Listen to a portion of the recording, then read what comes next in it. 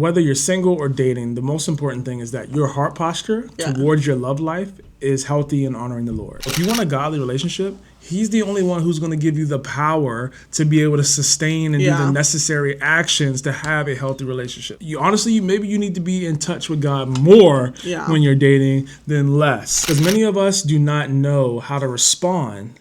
And people will then go on to say later in marriage, we fell out of love. Right. It's like, no, you didn't fall out of love. You just didn't know what love was in the first place.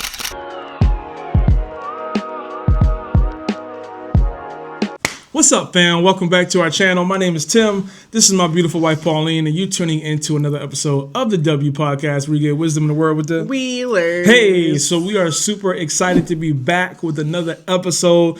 Now, let's be real, y'all. From reality TV to Romcoms to the Disney movies you watched growing up as a kid. Yes. What was your favorite Disney movie? Definitely. I'll put you on the spot. Yeah, you really did. I was a big fan of The Lion King, obviously. Mulan was a big one. Toy Story was my brother's favorite.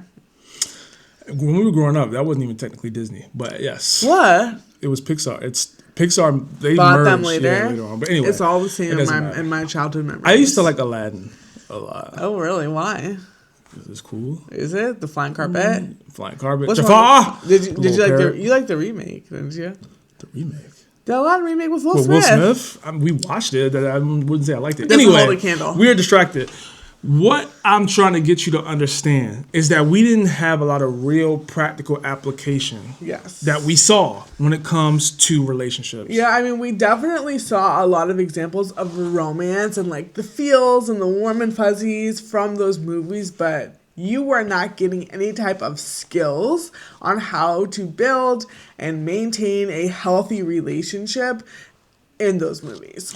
Yeah, and honestly, a lot of us didn't even see practicality in our homes growing up. Like whether your parents were not affectionate at all or whether you only saw affection. A lot of us didn't see, and some of that's healthy, like we didn't see our parents argue or forgive and make up. Like we just didn't see a lot. So we don't have that backlog of data to draw back on once we get married.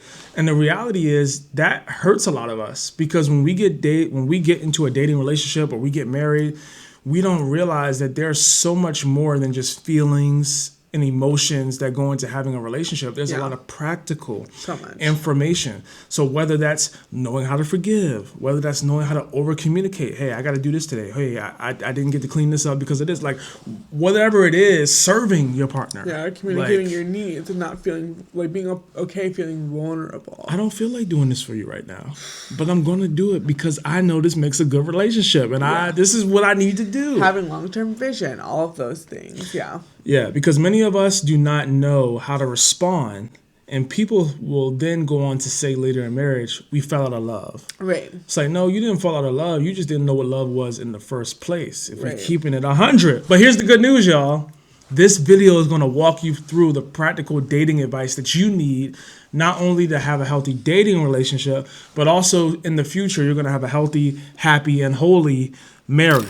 Chemistry is good, but it's not everything in a healthy relationship, and it definitely should not be the foundation of your relationship. Now, in this video that we're going to show, when we actually posted it, one of the comments was, I've been struggling with the difference between chemistry, attraction, and kingdom-minded alignment. And in this video, we're going to help you understand the differences between those things because that can be a real struggle. Mm-hmm. And we all want to be with somebody we're attracted to, but sometimes the people who give us the greatest feelings are not the people who have the best outcome when it comes to us having a healthy relationship long term. So we just want to be mindful of that. And we're going to go deeper into this video. Check it out. We don't want to villainize chemistry. Yeah. Like, let's be clear. Please know we don't think chemistry is a bad thing in and of itself. I believe we have great chemistry. Yeah. And that's great. But chemistry alone is not what you are looking for in a godly relationship that's leading towards a godly, healthy marriage. Because there's plenty of people who had great chemistry, and you're like, why'd they get divorced? Right. And it's like they had no clarity on why were they together? Right. Why did God bring them together? What were they supposed to do to build His kingdom? Yeah. Because that's, as Christians, again, if you're watching this is what we do. We talk about being Christians. Right. So if you're a Christian, that means you're trying to build God's kingdom because that's what He's called us to do. So your relationship has to be focused on doing that. So first, let's talk about chemistry. Everybody kind of knows what it is, but essentially is we get along really well. Yeah. Like we have a good time when we're together. We laugh. We vibe. And also we're really attracted to each other. Yeah. Like that kind of fuels the chemistry low key a lot of times. Like that makes you want it to be a little more touchy, a little more flirty, all of those good things. But that's not it. And again, we love that. That's important. You should be attracted. You should be able to have fun and have a good time. Your relationship should feel spicy and all of those things. But if it doesn't have the clarity piece, you're missing. Because clarity gives you confidence that the person you're with is suitable for you. And that word suitable is really important because the Bible actually calls that out when He was talking about Adam and Eve, the first couple to get married. And it says this in Genesis 2:18, the Lord God said, it is not good for the man to be alone. I will make a helper suitable for him. It didn't say I will make a helper who has great chemistry with him. It didn't say I'm going to make a helper who is so attractive to him. Even though I'm sure Eve was all those things because when he saw her, he was like, yeah, that's it. The pastors have that corny joke. Whoa, man. Yeah, that's why they call women because he's like, whoa, man. Like, chemistry, great, but God knew that something bigger needed to be there. Yeah. He knew that this man needed somebody who was suitable for him to do all that God wanted him to do in the earth. And suitable just means that it's something that's right or appropriate for a particular person, purpose, or situation. So there's obviously so many women in the world. I could have married anybody. You had that many options. I'm just saying, I could have, but they were not all suitable for me. Right. I needed somebody like you who had the personality you have, who had the gifting you had, who cares about relationships and helping people like we're doing right now. Imagine I dated somebody or married somebody who's like, yeah, like I love being with you, but I don't really want to do all that relationship stuff. Yeah, I'm not really passionate about that. I'm not really trying to be setting up and doing a whole podcast weekly to help people. And it's like, although when we first started dating, we didn't know we were going to be doing a podcast. That's not what we thought. We just knew we want to help in some capacity together, help people have godly relationships. But if I would have dated somebody who was like, yeah, I'm not really passionate about that, that's fine for them. Yeah. Like, there's nothing. They're not a bad person for that. They're just not my person. Right.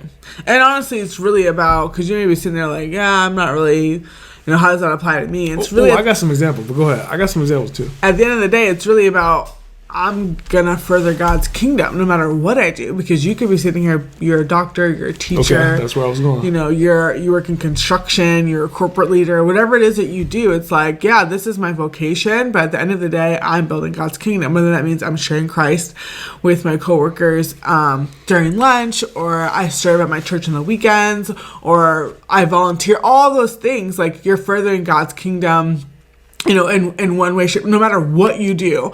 I could be working,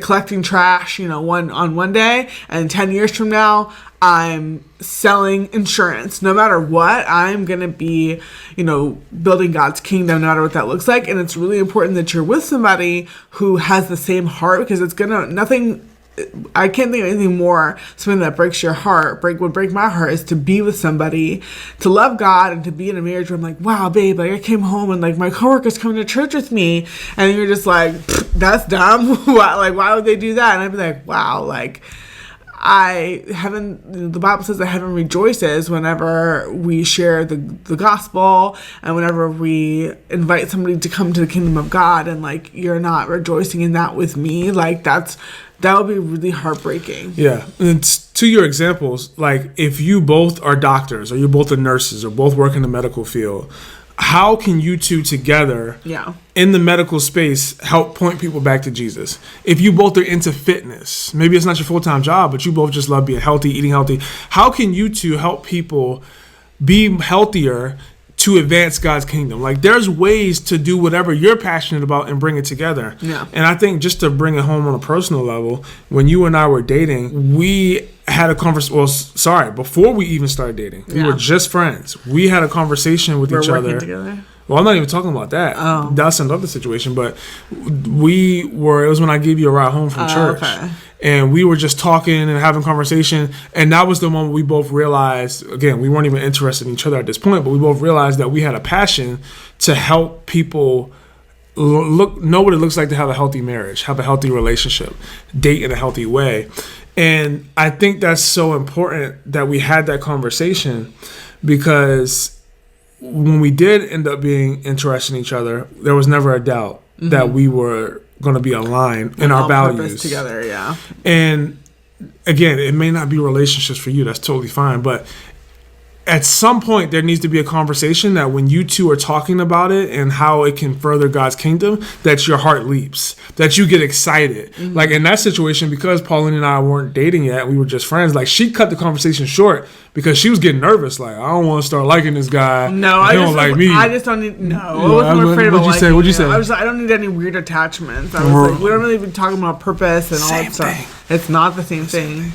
But yeah, do you get excited about the mission that they have and want to do? Yeah. That's really, really important. Yeah.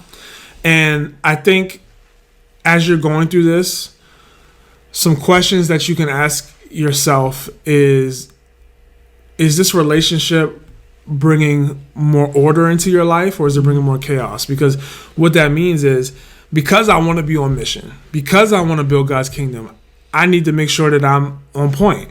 And is this person helping me? Like Pauline helped me get more organized. She helped me be less lazy.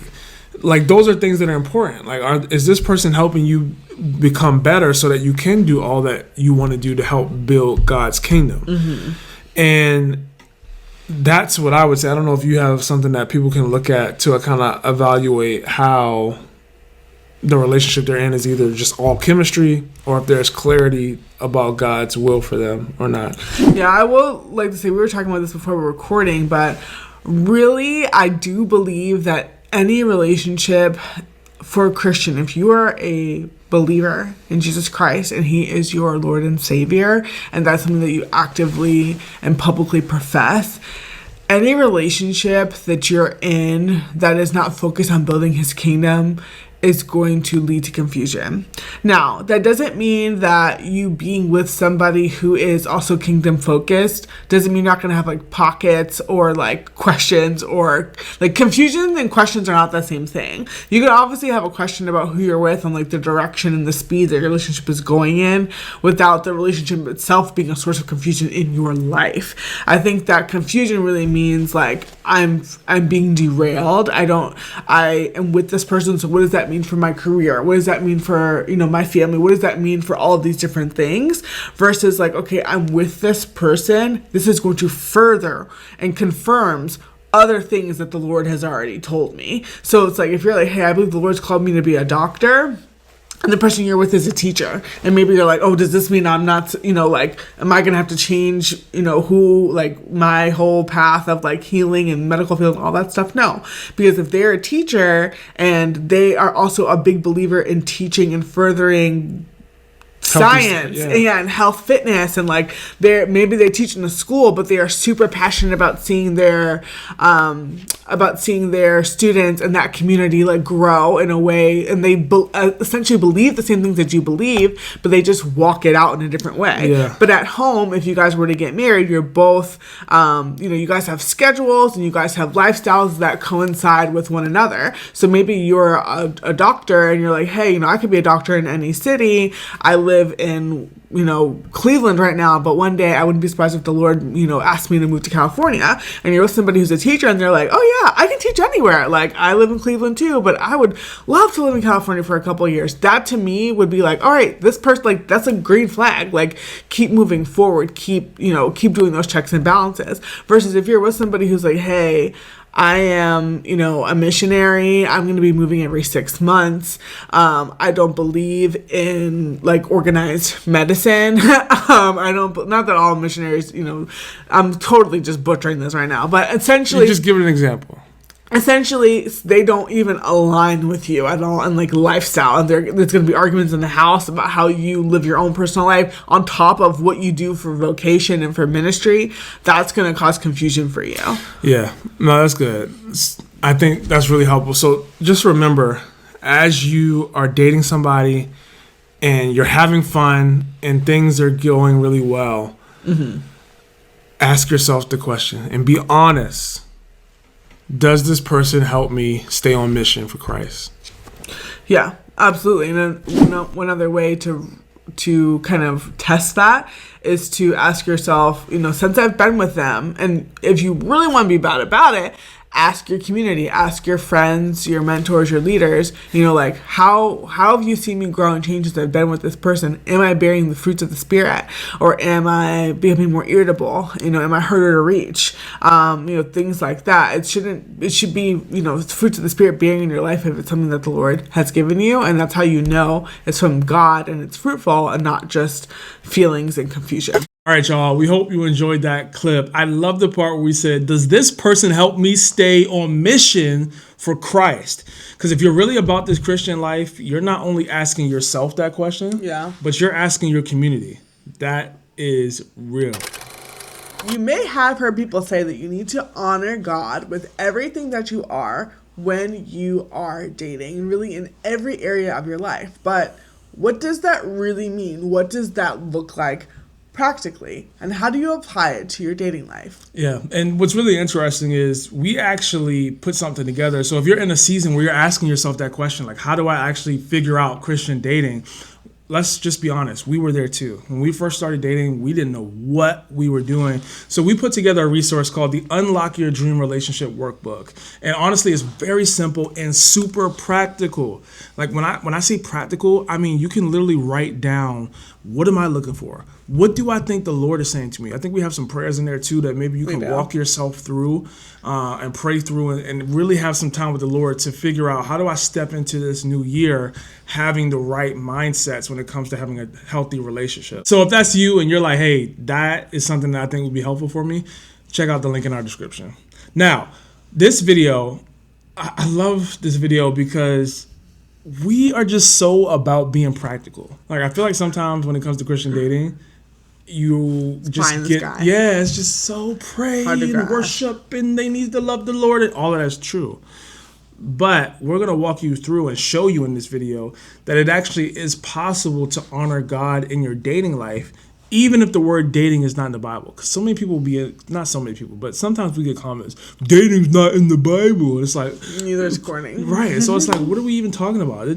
What matters is the process you have, whatever it is, whether it's dating, whether it's shotgun wedding, whatever it may be. Shotgun, does that mean you had a baby? Yes. Okay, so maybe not that. But whatever you do, it needs to be helping you have a healthy relationship. Yeah, because premarital, I'm getting off a tangent, but premarital, like arrangements or relationships are in the Bible, and that's really what dating is. And sure, the term of it has evolved through culture, and it will continue to evolve as until Jesus comes back. But that's not the point. Yeah, because whether you're single or dating, the most important thing is that your heart posture towards your love life is healthy and honoring the Lord. So that's how you're going to win, and we're going to walk you through that in this video. What you want to do is not the same thing or not nearly as important of what needs to happen for your protection, for your commitment to this family, for you to be responsible, all of these things. And the same thing, I think a lot of, Christians today and forever, as long as there's sin on the earth, it's, but God, I don't want to. Like, you don't need to kiss her, but God, I want to. You don't need to go over her house after 10 o'clock at night when nobody's home. But God, I want to. It's too far of a drive home. All these different things. And it's like, what you want is not more important than what is necessary. And God always has the long term in mind. And it can be very easy to think like, oh, I got away with it this one time, or I stayed over one time and nothing happened. And it's like, yeah, and that's the most dangerous place to be, because now you have evidence of why sin doesn't affect you, why you think that kind of living below the line is okay. You think you're an exception to the rule. And that's exactly what the enemy wants, is for you to be tricked, for you to be deceived. And we've both been there, so it's not a matter of like, oh, well, we know, don't do what we do. No, that's how we know. It's because we ourselves have been deceived. And the only way you've been deceived, you look back and you're like, I was deceived. That cat got me. Like, that's what it was. So I think if you kind of are and that's what I feel like a lot of times with the cases is if you are fighting tooth and nail with someone of, oh, well, what if I leave your house at 10:30 instead of 10:15? It's like, what is the 50, like, we're having the wrong conversation. Like, it's more about, like, you know, how can we stay as pure as we possibly can? How can I stay pure? If you want to go and do something, that's on you. But that also tells me something about you. But it's like, you can do what you want, but I know what I'm going to do. And that's a lot of times, and that was my problem when we got together, is like, you know, people set up boundaries as a couple. It needs to be like, these are my boundaries no matter who I'm with. I don't go over a man's house late at night unless we're family or I'm married. And outside of that, like, and that goes back to the whole girlfriend versus friend thing. Like, if you are treating your girlfriend, giving her special treatment than you would a friend, like, would you be going to sleep over your friend's house? No, you wouldn't. Like, that's not a normal thing. But because she's your girlfriend, it's okay. Like, that's not, we have to stop giving special privileges with our souls, with our hearts, to people who honestly are not equipped and capable and have not been anointed by the Lord to care for us in that way. Yeah. So a lot of great things you said there, and I want to slow it down because I think we're going really fast, and I want to make sure that y'all get it. And I love everything you said, because I think at the end of the day, it comes down to heart posture. Yeah. And that's what we want you to really start thinking about for the rest of this year, is where is my heart posture when it comes to whether I'm single and I hate it. Is that a good heart posture for me? Is that what the Lord wants? Whether I'm in a relationship and we have boundaries, or we don't have boundaries, or we're doing this and we're not doing that, is my heart posture in the correct space? And that's a question that you and the Lord need to be having an active conversation with, because to be honest, there's one moment where you can be in a great heart posture state, and then the next moment, a few weeks later, life gets hard, things happen, your heart posture changes, and that's normal. But we got to make sure we get back to the right heart posture quickly. And one of the things I really want to make sure people get when it comes to godly dating, you got to count the cost. Yeah. Because one, the Bible tells us that we should count the cost if we're trying to follow Christ. But I think a lot of people say they want to have a godly relationship, but they don't realize what comes with that. Or even like, yes, absolutely agree. And I even think a lot of people are not totally clear on what a godly or Christian relationship even is. Yeah, so I want to get into that. And I think there's three things. There's so much more, but there's three things we're going to focus on today, just for the sake of starting this conversation between you and the Lord. Because at the end of the day, that's what we love about this podcast. We're not sitting up here trying to say that this is easy, because it's not. Right. Living for Christ is not easy. Let's just get that off the table right there. Try to have a godly relationship when everyone else around you seems to not be living godly relationships is hard. When every TV and movie show you turn on is not trying to honor God in their relationships is hard. Yeah. To live and try to have a godly relationship, but it's worth it. And that's why we're here. Just as encouragers, like, you can do it. Yeah. It is possible. There are other people who are fighting for purity. There are other people who are fighting to make it to the finish line and hear, well done, my good and faithful servant. Now, practically, there's three things that we really want to make sure we're set apart when it comes to our dating relationship, and then eventually into marriage. And the first thing, which I don't want to spend too much time here because we've had so many videos on emotional and physical boundaries. You can go check those out on our channel. And I'm sure we're going to have so many more going forward. But one of the things that I really think is important, and the biggest thing I wanted to share, is if you have physical boundaries, if you have emotional boundaries, spiritual boundaries, please don't keep them to yourself. Make sure that there's somebody that you respect and trust, preferably married, that you tell, hey, these are the boundaries that we have. What do you think? Because so many times we have boundaries for ourselves and we think they're good ideas. Yeah. And if you tell somebody else, they're going to look at you like, y'all doing that? Like, nah, that ain't it. And we've had situations like that where people come to us and say, hey, these are my boundaries, or we may ask them, hey, what are your boundaries? And they tell us that, and we're just like, yeah, like, that sounds good right now, kind of what you were saying, like, you can get away with it maybe in a moment, but if you're going to be dating for 6, 7, 8 months, 1 year, 2 years, whatever it may be, that boundary is not going to keep you. Right. That boundary is going to set you up for failure. Right. So that's why it's really important that you're sharing your boundary. We said this all the time. You can't do godly dating alone. You have to be doing it in community. Right. Otherwise, you're going to easily be tripped up. And I think the truth is this is kind of like, if you're debating, like, I don't think I should. I'm grown. Yeah, I don't think I need to tell anybody. Like, all right, I think I know what they're going to say. If I share with them, they're going to be like, oh, yeah, great job. Like, I'm not leaving anything out. And of course, and honestly, worst case scenario, that is what happens, is you share it with somebody you trust, trusted mentor, pastor, small group leader, something like that. And they're like, hey, that's a great idea. Keep going. And then you're like, you can walk away feeling good. Like, all right, great. Like, these are good boundaries. But honestly, you're not looking to be validated. You're looking to get better. You're looking to grow. You're looking to cross it, like, to reach your goal. Like, and if you're going to turn down or even avoid an opportunity to reach your goal, you really need to ask yourselves, how badly do you really want to reach your goal? Because if somebody comes to me or I go to somebody and I say, hey, I really want to lose 20 pounds in 6 months, I know that you did it. This is what I'm thinking about doing. I'm thinking about cutting out this and cutting out that, and I'm thinking about eating a pie once a day. Do you think I can do it? They'll probably look at me and say, you could do it. It's possible. You definitely could, but I bet you reach your goal a lot faster. I bet you that you'd lose 20 pounds in 2 months if you just didn't eat the pie every day. And if I'm like, she's been there, she's done what I'm trying to do, but now I want to keep doing it my way, I don't really want to reach the goal. Like, that's, you would look at me and laugh and be like, you're not serious. You're not serious. And it's very easy to over spiritualize and overthink boundaries and things that are matters of the heart, because the enemy is trying to deceive you. Like, you guys are probably laughing at me thinking about pie, losing 20 pounds, like, oh, she's being silly.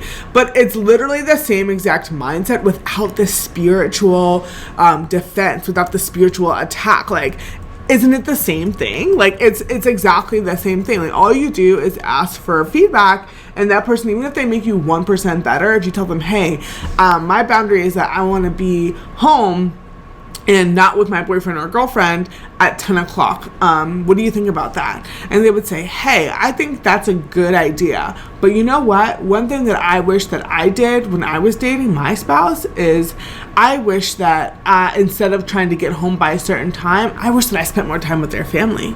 So instead of trying to be home by 10 o'clock, why don't you make it a point to go into her house and greet her mom if she lives at home, lives with her family or something like that. Instead of trying to take her out every week, why don't you spend more time with her family? And when her family's around, you won't even have to worry about, any boundaries being crossed if you're literally in the same room with her family. And I'm not just talking about, her mom's asleep upstairs and you're in the house. I'm talking about spend time with her family. Take her mom out on a Saturday morning for breakfast. That person, if that's the type of feedback you get, they're leveling up your entire dating experience. You're not even thinking about sinning and having sex. You're thinking about getting to know your future potential mother-in-law and learning more about your boyfriend or girlfriend from their perspective. Like, you're gonna talk about dating and getting to know somebody. Like, that just leveled 10x your entire dating experience, and you wouldn't have gotten that advice if you didn't share. And then also, I'm sure you're gonna talk about just the accountability factor of sharing it with somebody.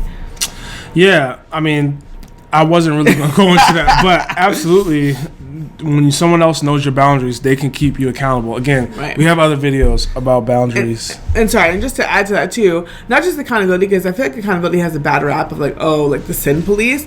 If you share with somebody, then they can pray for you. Like, they'll be like, hey, I'm really glad that you even came to me. Like, what a heart after God you have. Like, I'm going to be praying for you, praying that the Lord does keep you on, the straight and narrow, that your desire for him increases, and praying for your relationship. Like, don't you want people praying for you, rooting for you, cheering you on? Like, don't let the enemy deceive you out of your blessing. Yeah, absolutely. So something else that came to our attention the past few weeks from different people, whether it's DM or talking to us, is money.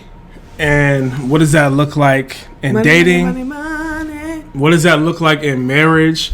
And one of the things that was apparently happening on social media, I don't know if you saw this, but apparently there's like a babe, I can't pay the mortgage this month trend. Oh, I did see that. It's a joke, right? Like, see how people respond. Yeah. And, there's people DMing us like, hey, like, what does this mean? Like, What they mean they can't pay the mortgage? Do they got separate accounts? Do they like? How does this work financially when it comes to being married?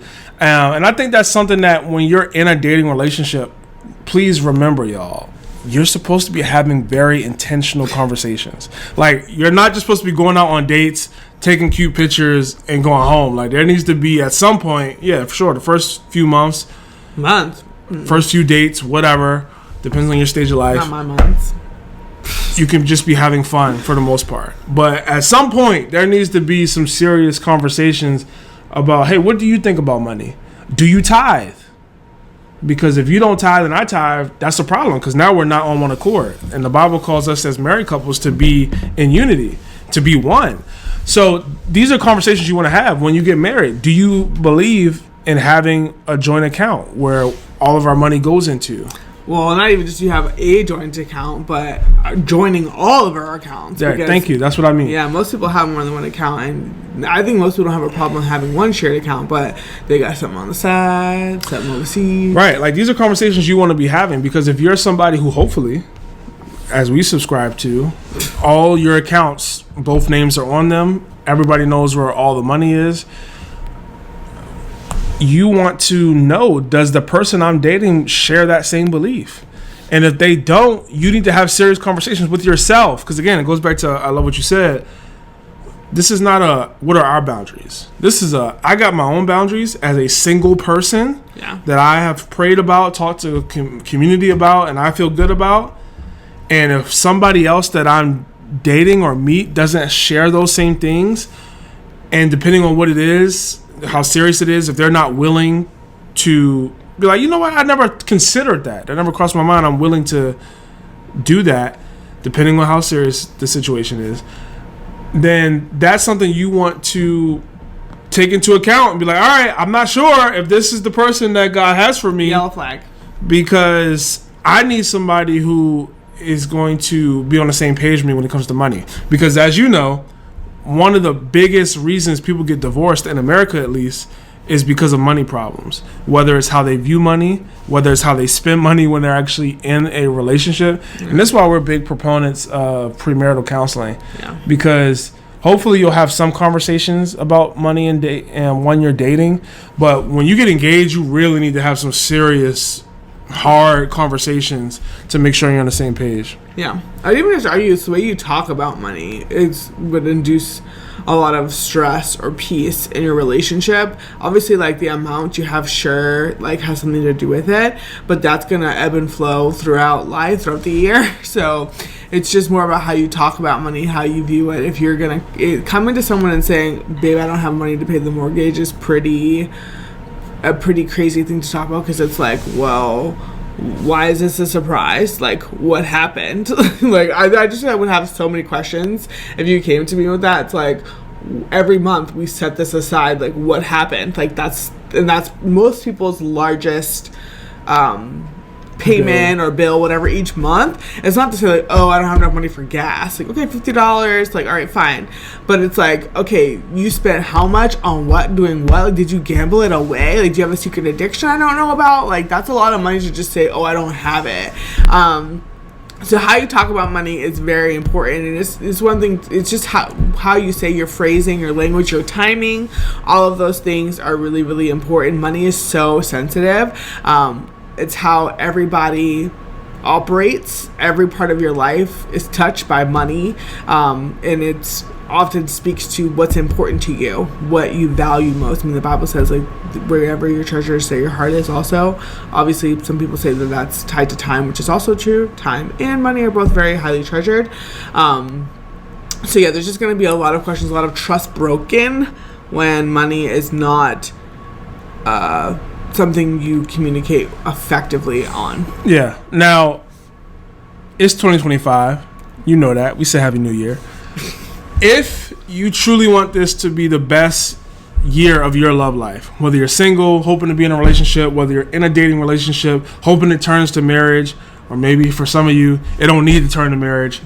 In order to make sure that this is the best year possible for your love life, there's 3 things that I really need you to be honest with yourself. Like, do some self-reflection after you listen to this podcast. So many times we're not honest with where we truly are, and that's only hindering us from accomplishing and getting everything that the Lord has for us. So the first thing is, do you actually honor the Lord with your life in this specific situation, your love life?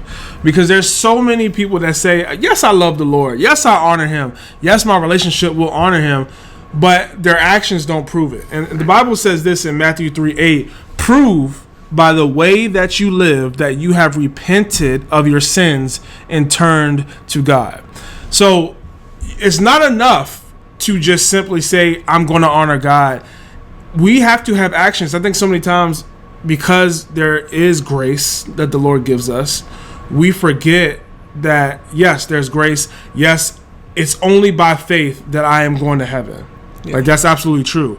But if my actions don't prove that I actually have accepted the grace that God has given me, and I have faith that he has repented, or that I have repented and he saved me from my sins, then you start getting in trouble, because now it's like, all right, are you actually trying to live for God, or is it just lip service? Yeah. It's one thing, you brought up our son.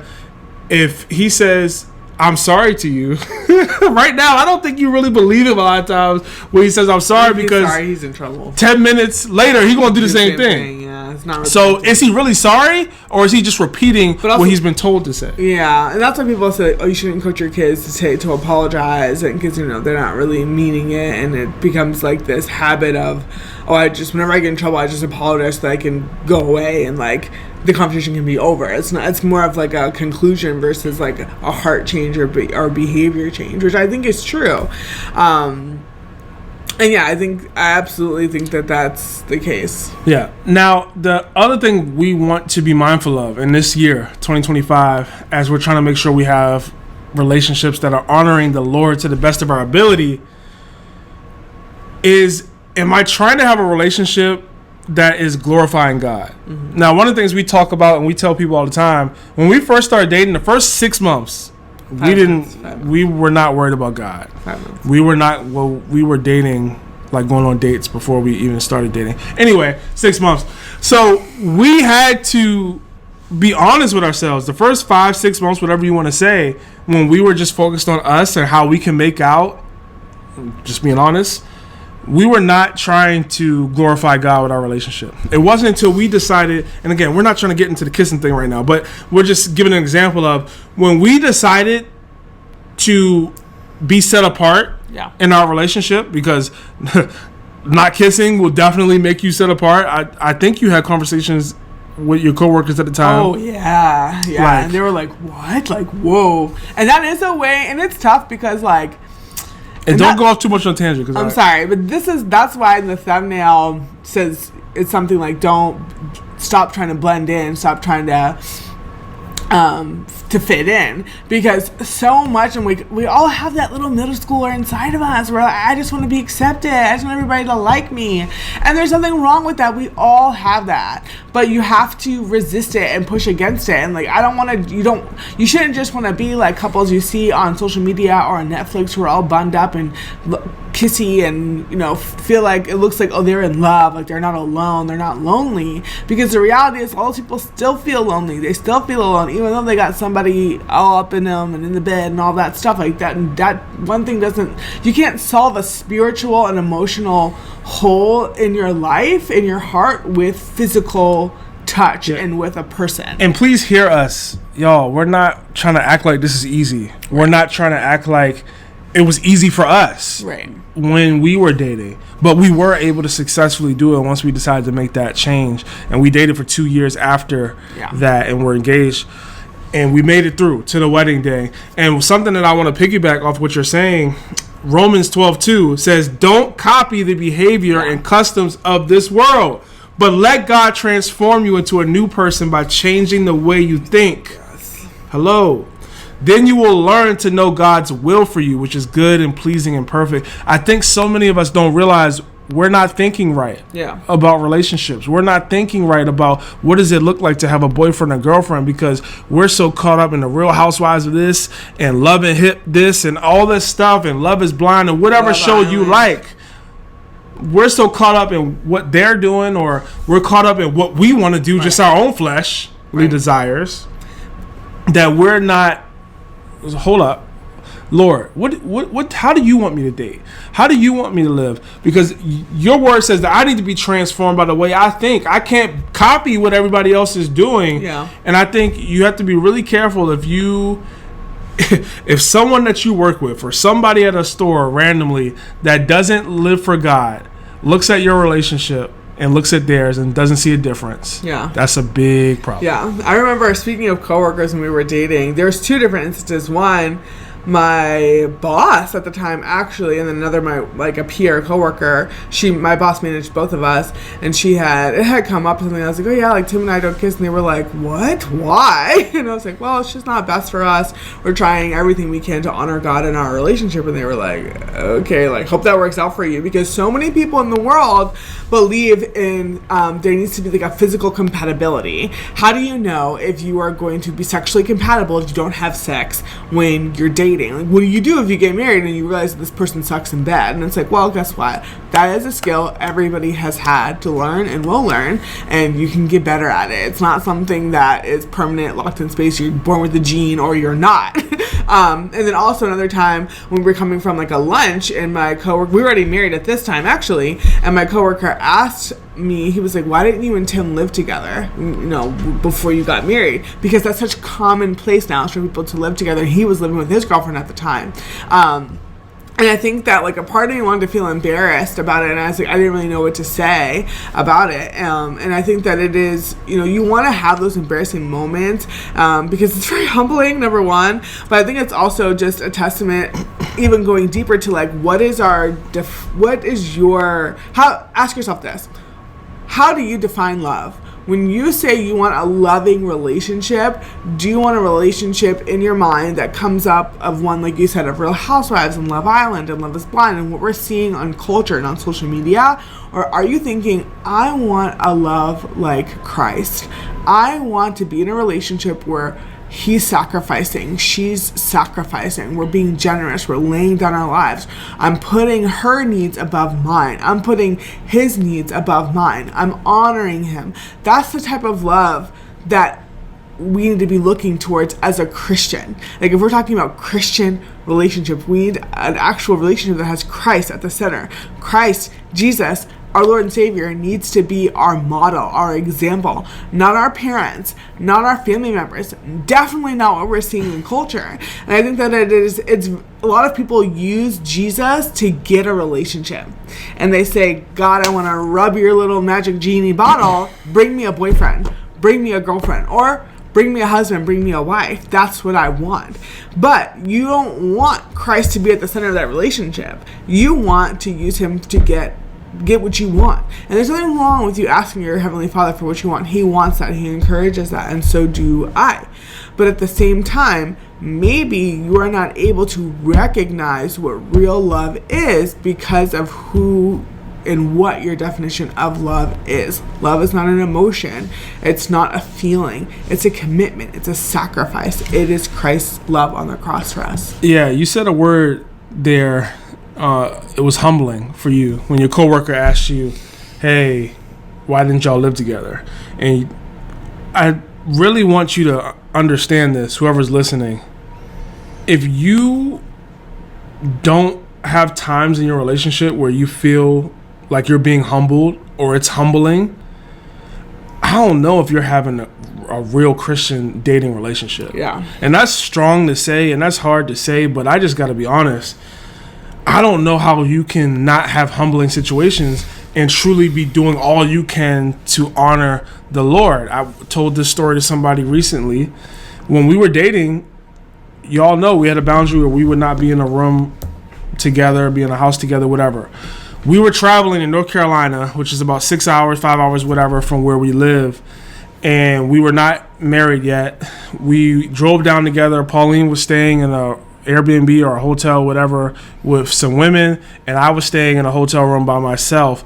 We were running late to the wedding, and we had not changed yet. Mm-hmm. So we got to the hotel. We didn't have time to drop Pauline off, and we were going to miss the wedding. I let her change in my hotel room, and I went and changed in the public bathroom of the hotel just so that we could honor our boundaries and not be in a room alone together, especially changing. That's just crazy. So for me, I was in that bathroom low-key pissed off. I was in, like, I paid for this hotel. It wasn't low-key at all, but yeah. This is my room. Why am I in a public bathroom right now? And that was very humbling. But I'm so glad that I did that. One, because I honored our boundaries and ensured that we didn't put ourselves in a compromising situation. Seeing each other change, it's just, I don't know what would happen. Right. And I'm grateful that I made that decision, because the Bible says this in Proverbs 22:4, true humility and fear of the Lord leads to riches, honor, and a long life. It says in 1 Peter 5:6, so humble yourselves under the mighty power of God, and at the right time he will lift you up in honor. I don't know if we're able to help people because of decisions we made, specifically that hotel situation, or if it was just God's will all along, but I do know that God will bless you for humbling yourself in a dating relationship, whether that's blessing you with a paid off wedding, whether that's blessing you to have peace in your home whenever you do get married. I don't know what the elevation will look like, what the honor will look like from God if you choose to humble yourself when you're dating, but I do know it's coming. I do know that his word is true, and that if you humble yourself, he will exalt you in whatever way that may look like. And I just think so many times Christian dating is a little too easy. There's not enough struggle in your Christian dating, and that don't make sense to me. I don't know how you can have a relationship where your flesh should be dying to itself, because that's just what Christianity is.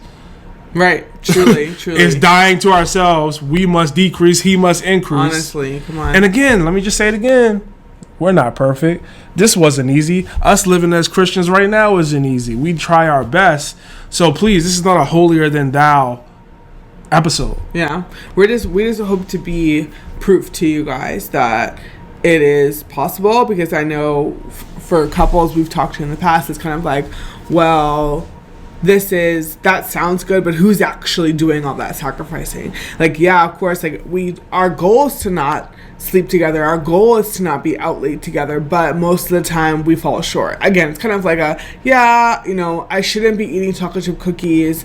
I only want to have a chocolate chip cookie once a month, but here I am eating them every day. I guess it's just, it's too hard. Like, it sounds nice, and I'm a sinner, so like, of course I'm gonna make mistakes. And it's like, yeah, but God's grace is sufficient. And I think that God is so amazing in his wisdom and his understanding that he gives us. And the Bible says, like, if you need wisdom, to ask for wisdom, and our God will generously provide it to you. But a lot of times we reject his wisdom. Number one, I think, is we don't actually want it, and number two, because we're comfortable in our sin.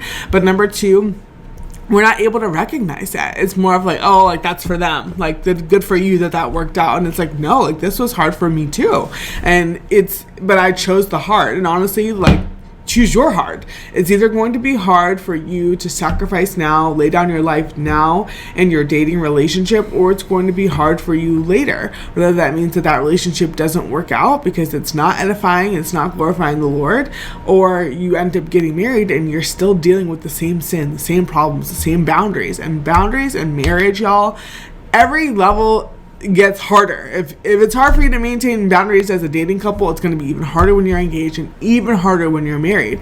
There's no like vacation, when you're married, like, from on a spiritual and emotional side. It's not like, oh, I made it, we got through dating without any sexual problems or crossing any boundaries. Like, you're going to be tempted when you're married as well. I'm not even talking about like, oh, somebody wants to step out of the marriage, but the enemy is going to try to attack you to bring images to your mind, or even bring up your old sin and your old past and all those different things. You have to build this skill of discipline, build this skill of dying to yourself, so that the Lord can increase. Because at the end of the day, you want God to be glorified and not yourself. Now, if you are more worried about your physical compatibility than you are about your spiritual compatibility, you are going to be in some serious trouble. Yeah.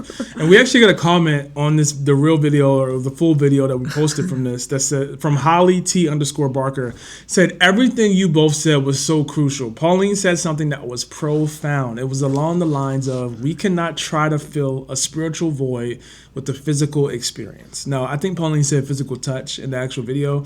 But yeah, that's so good. A lot of times we have some soul wounds that we need to heal, and jumping to another relationship isn't going to heal that. You need to pause and spend some time with the Lord and help him heal that. And the truth is, what you want to do, this is just in general, what you want to do doesn't matter compared to what's necessary for you to do to have a healthy dating relationship. That was something else we touched on in the video. That is a really good reminder as you go into this next year. There may be some things that you don't feel are necessary that you need to do to make 2026 all that you want it to be in your love life. Feeling a spark for someone is honestly not a good enough reason to enter into a serious relationship with them, let alone decide to marry them forever and have children with them and build a legacy. And as a Christian, to be frank with you guys, your feelings are the absolute worst thing that you can use to make a decision about your love life. Now, this episode is going to be very practical because we're going to walk you through every stage that you need to be in a relationship to have a healthy marriage. Because every dating couple that does it well, they go through these 6 stages. And it's interesting, we had a comment in this video from 4UKA8s. Hey now. Nobody gonna find you because we don't know what that is. They said, I am in the talking stage and it's really important to confirm they like you before you overshare. Yes, that's something that we touch on in the video because sometimes you're giving somebody more than they deserve based off the level of commitment. More than they want, if we're being honest. Based on the level of commitment that you are currently in with them. So that's something that you want to be mindful of, and we'll unpack that in greater detail in this video. And we're going to be bold enough to say, do not marry that person if you don't see them through all 6 stages we're about to share. Mm-hmm. And let's get into it. The first stage is called the spark. Mm-hmm. So this is where attraction is beginning to form, butterflies in your stomach when they come around, there's chemistry, you laugh, they laugh. There's a lot of, I think I like this person. Yeah, and that's really important. You need that, and that's good, and we're not shaming that at all. But one of the biggest traps that happens in this stage, which you've probably experienced a couple times, several times already, is mistaking that interest and that spark for confirmation of like, oh, if I feel this way, this is somebody that like I could potentially be in a relationship with that could lead to marriage. It's not confirmation at all, and it's really important that we keep that, you know, at the forefront. And instead, you're keeping that mindset of like, hey, I want to be prayerful through this. I guess I have these feelings, but I know that's not all that I need. That you don't panic, that you don't follow your feelings, that you don't let your feelings lead your decisions, and that you're being discerning and that you're welcoming in community during this time. Yeah, for sure. Do you ever feel like you had a situation where you had chemistry with somebody but not necessarily compatibility? Absolutely. Oh. As a Christian or just in general? Either one. Well, yeah, absolutely. Of course. Like, there was a stark difference, and like, luckily I was going to a church at the time that I had very strong community, and then like if during the spark stage was able to help me shut it down and then discern like, hey, like I know you feel this way about somebody, about this person, but like it's really not best, and like let me show you how. And then also I know the other way of like discerning or not discerning and like having feelings towards someone and like things going away that they shouldn't have gone because I didn't have that community and that discernment. What about you? Nah, I don't. That never happened for you? I mean, everybody that I had serious chemistry with. Serious chemistry? Well, maybe that's not fair to say no. Because if we're talking about compatibility to get married, then sure, I had chemistry with somebody that I was with and we didn't end up getting married. So sure, absolutely, I guess that would fall in this. Now, if you move forward with somebody just based on feelings, it can set you up for future confusion. And we just want you to know, like, God cares about how you start. Yeah. Like, God cares about dating. He's not just worried about the married couples, making sure you they got to get there first, right? From and he's kind of A to B. He's not trying to rob you of any fun either. Like, he's trying to protect your peace, and that's why each stage doing it right matters. Now, the second stage. Yeah, the next stage is intentionally getting to know each other. What we call, the past like 10 years, maybe more of like the talking stage, where you're intentionally getting to know each other. Maybe you're talking on the phone several times per week. You're texting all day long. You may or may not be spending time together in person, like on a casual tip.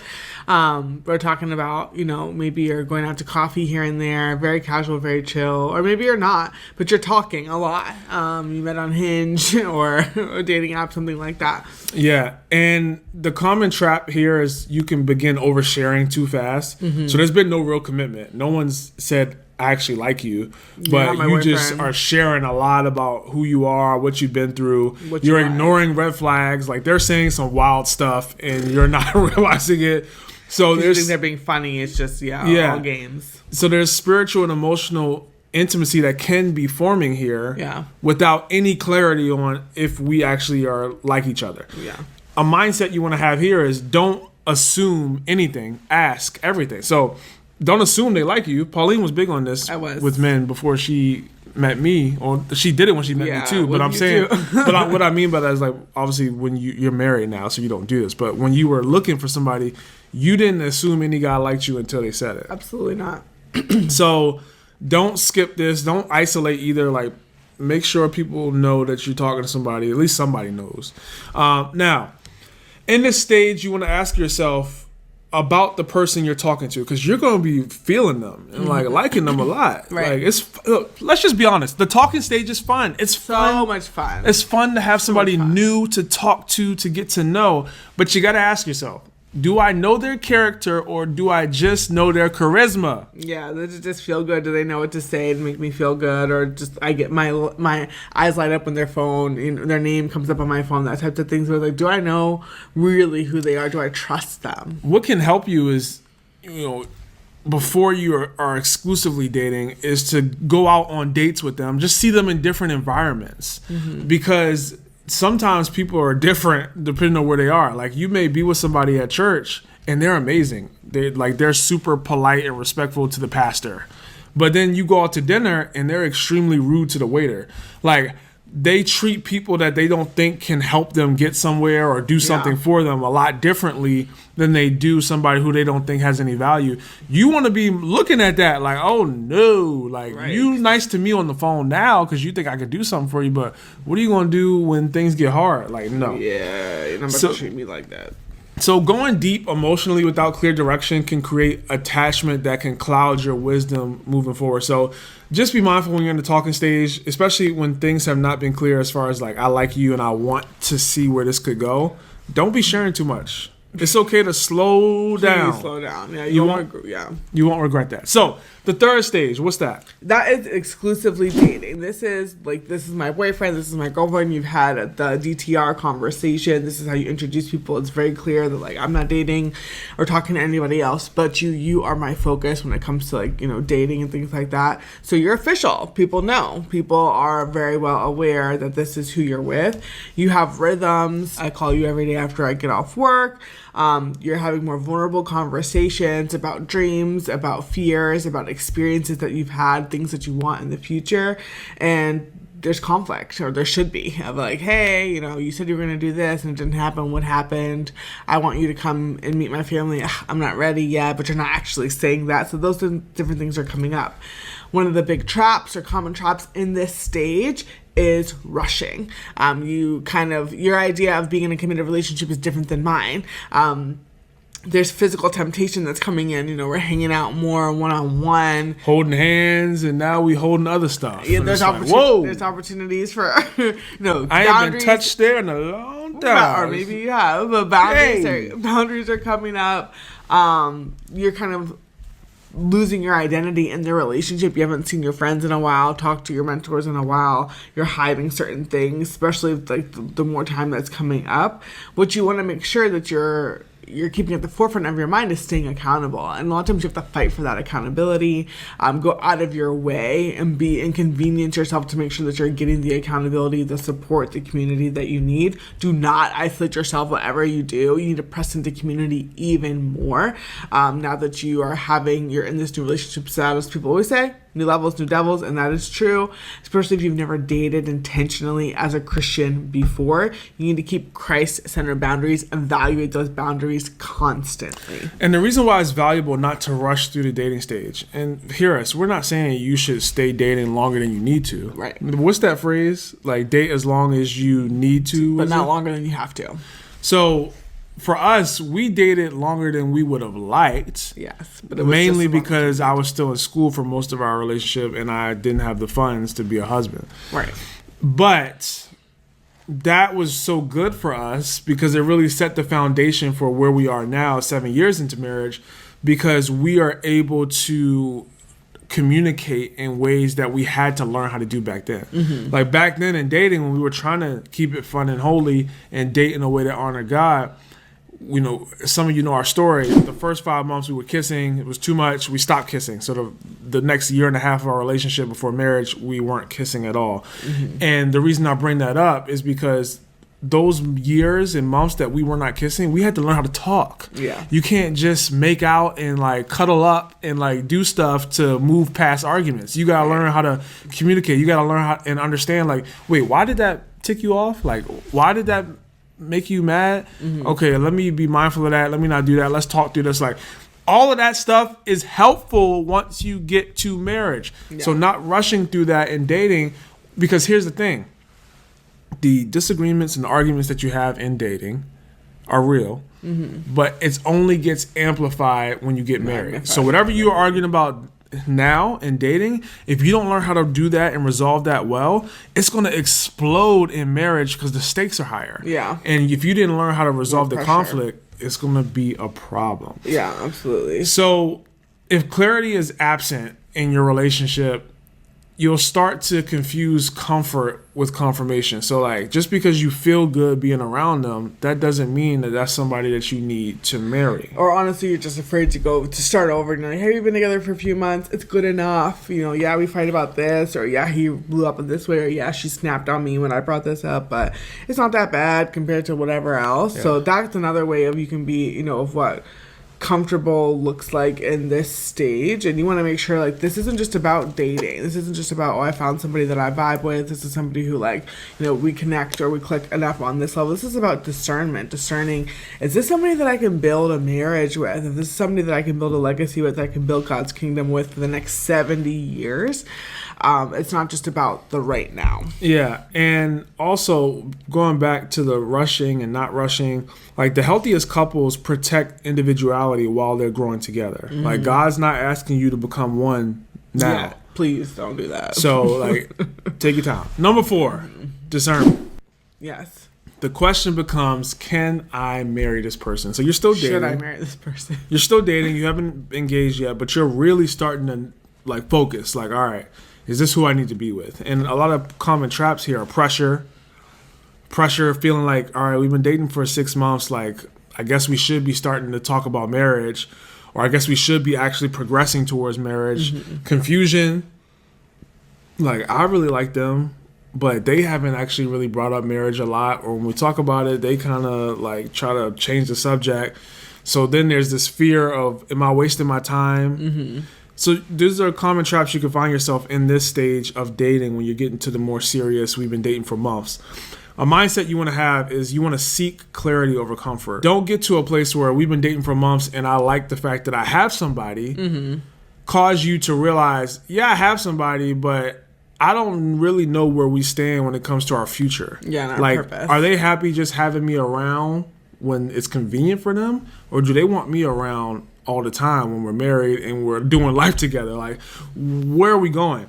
You also want to make sure that you're not idolizing the relationship. So you're not looking at this person like they're my everything, because they're not. Their relationship should not be your whole personality. You want to be inviting godly counsel in. Mm-hmm. Do other people know your story? Do they know you two? Have they spent time around you? Mm-hmm. Do you all do anything outside of yourselves? Like, does the relationship make you better? Is it helping you, build God's kingdom? Or are you just even thinking that way? Because just because you think they're great doesn't mean wise counsel will. Yeah. As far as being great for you. Yeah. They can still be a great person. They're just not your person. And even if wise counsel is something that you haven't introduced at this time, a good place to start is honestly with your family and your friends, asking them questions like, hey, what do you think about, this person that I've been with? And they may say, honestly, I don't think that they're good for you. Ever since you've been in the relationship, I've seen you act out and you treat your brothers and sisters badly or whatever the case is.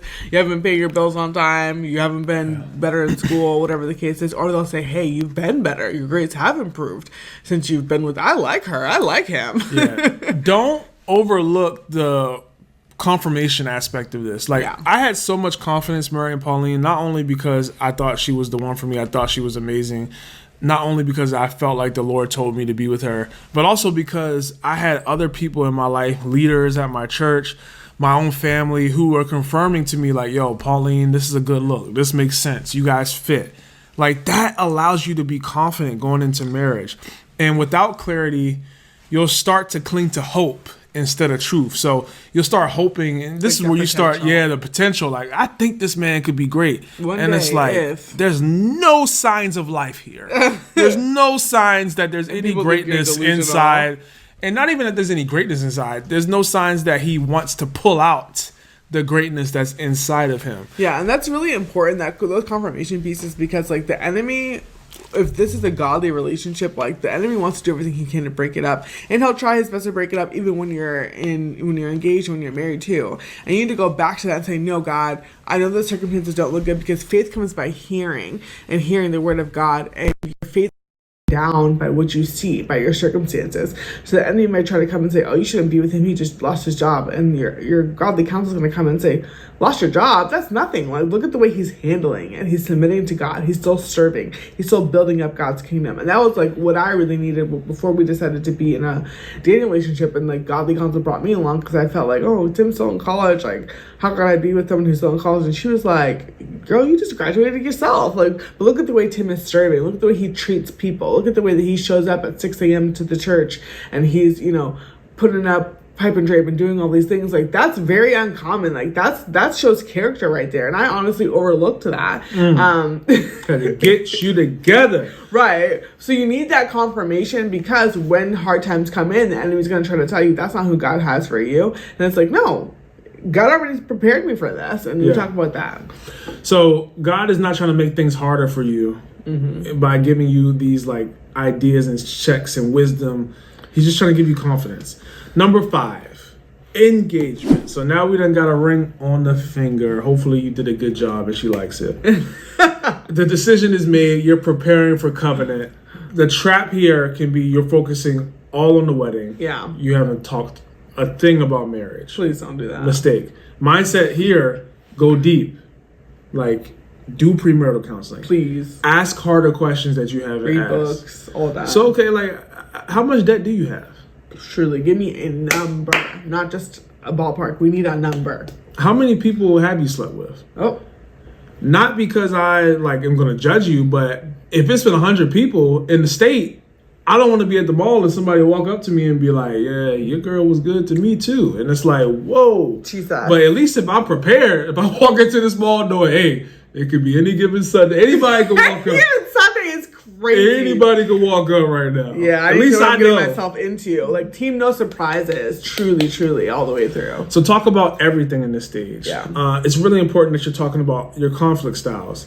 Is one person avoidant? Is one person ready to get conflict on at any second? How are you going to merge those two styles? Finances, sex, generational habits, and curses that people talk about. There's alcoholism, health stuff, running your family. Yeah. And pray a lot. We went through premarital counseling, and that obviously helped us a lot. We read a lot of books, listened to a lot of sermons, and what we've also seen from other couples is doing premarital counseling. It's amazing how many people just don't do it. Yeah, no, it's not common. It's actually more rare for people to do. And we highly recommend, if you're looking for one, to look up Simbas, Save Your Marriage Before It Starts. They have classes online all over the country. And we highly recommend it. Sometimes certain churches will cover the cost for you, but you can just Google it if your church doesn't offer premarital where you go right now, but you still need it. And we're not just talking about having one-time meeting with the pastor who's going to be, actually performing your ceremony. We're talking about doing a course and reading books. Now, I want to share some really great advice that the person who married us gave us. And when we first got engaged, he was like, hey, don't start talking about the wedding right away. Yeah, that's really good. Like, just enjoy being engaged. Like, enjoy people coming up to you. Oh, look at that ring. Like, enjoy the bliss of like, yo, we about to start our life together. Yeah. Because guess what? When you start wedding planning, it don't stop until the wedding. Dang. And it's very stressful. So don't rush. And one of the things we did was we actually took the first week after we got engaged and we fasted. And that was super helpful for us because it just gave us that real clarity of like, yo, this isn't about us being cute or us doing something cool. Like, we're getting married because we're trying to honor the Lord and we're trying to build his kingdom. And this is another way we can do that. So make sure your foundation is in the right place. Remember, preparation prevents pain later. Yeah. Marriage will reveal what dating was hiding. So make sure you're digging as deep as possible. Now, the final stretch. You are engaged already, and we're getting closer and closer and closer. It's weeks before I do. Pressures are coming. Who's paying this bill? What are we doing with these arrangements? Where are we going on the honeymoon? Where are we living? Whose house are we moving to? Do we need to get an apartment? Can we afford this, that? All of it. Are you selling your house? Am I selling my house? We find it, is it your place, my place, or a new place? So common trap is anxiety because there's so much happening, so many decisions that had to be made. Comparison. Oh, their wedding was a lot nicer than what we got in the budget. Oh, their house is a lot. Oh, their car, their honeymoon, all of that. Comparison. Don't do it. Spiritual warfare. The enemy is not happy that you're a God-fearing couple trying to get married. Yeah. So there could be things coming against you. It may not be things that make you look at your partner different, but it could be the weight of life. Maybe your job gets harder. Maybe a loved one gets sick. So many things happen. And those pressures can affect how you have a healthy relationship. You have to be mature enough to know, hey, this isn't about us. Yeah. There's things going on around. Let's pray. Ask the Lord to help us. And let's be extra sensitive with each other. Like, I'm tired, you're tired, but I'm not going to take my I'm not going to take my anger, I'm not going to take my anxiety out on you. Yeah, that's good. That's really important. Don't forget about your personal relationship with God either. Like, this is a time where you need to be honestly more locked in with the Lord because of that spiritual warfare, because there's so much changing. You need a firm foundation. Christ is my firm. Yeah, I was about to sing, but my voice. I got you. I already felt like we've been I'm a recording stronger a lot voice already. I got you. I'll carry you. Not the stronger voice. I got your back, baby. Not the stronger voice. Let's have a competition right now. So, let us know in the comments. If you ignore being prepared and having serious conversations and praying and all of these things, keeping God first, you can enter your marriage spiritually exhausted, mentally exhausted, physically exhausted, instead of feeling equipped and charged and ready to run the race, the marathon. Yeah, it doesn't set you up well if you don't handle these seasons and like prioritize it well. Like, your wedding day should be a celebration. There is going to be an element of stress. Of course, it comes along with it, but you have to really remember, like, keep your date nights with each other, keep your relationship with God priority. Like, certain things are going to fall by the wayside because you're taking on essentially a new project and a new part-time job, planning a wedding. But don't forget to prepare for your marriage. That's the most important thing, even if your wedding is not this razzle-dazzle event that maybe your family wants. Going into marriage, feeling equipped, feeling like I'm excited about this. Not because it's this really pretty sparkly thing, but because like we get to do it together and do it with God. Like, this is really beautiful. I'm excited and honored to do it with you. The most important thing is like knowing it's not about a perfect day. Like, engagement and wedding culture and today, like especially with Instagram and social media, when we got married, social media wasn't even like that crazy as it is now with weddings, but like it can be just so much pressure on that day, and it's really not about the day. It's about the life that you're starting after the day. And it's about, wholly confident. Make sure you go into it sober minded, and that like that's your most important thing. Is like this is like preparing for, a new life, and I want to know that I'm excited about the new life, not about the wedding day. And you're not just preparing for a moment, you're preparing for legacy. You're preparing for, I'm excited to go through all these hard things with you, not because I'm excited for the hard things, but because I'm excited to be with you, and knowing that your friendship with your partner is the most important thing, and building that up, the community that's going to hopefully carry you through hard times in dating, is going to carry you through and support you through hard times in marriage, and that you're sober minded and like, hey, I know this is going to be hard and that's going to be hard. Like for us, we knew like, hey, we have a whole lot of debt that we're going to have to pay off, but I trust that God will help us through it, that we're going to get through it together. So just being aware of that is really important. Yeah, for sure.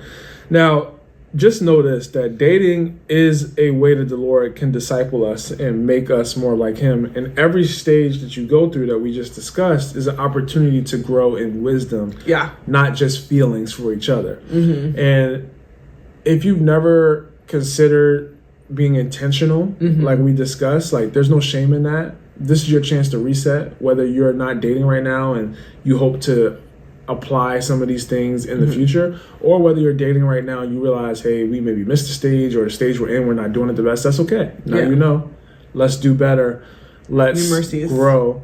Ask God for vision and strategy, how to handle whatever stage you're in, and ask him to surround you with the right people who can help you do those things. So let this be the moment that you date differently, on purpose, for God, with God, for his glory. Yeah. And if you do that, you're going to be so proud of yourself, whether you marry the person you're with now or not. Yeah, and your kids will be proud too. You're going to be way more successful in your love life because you're being intentional, and being intentional is how you win.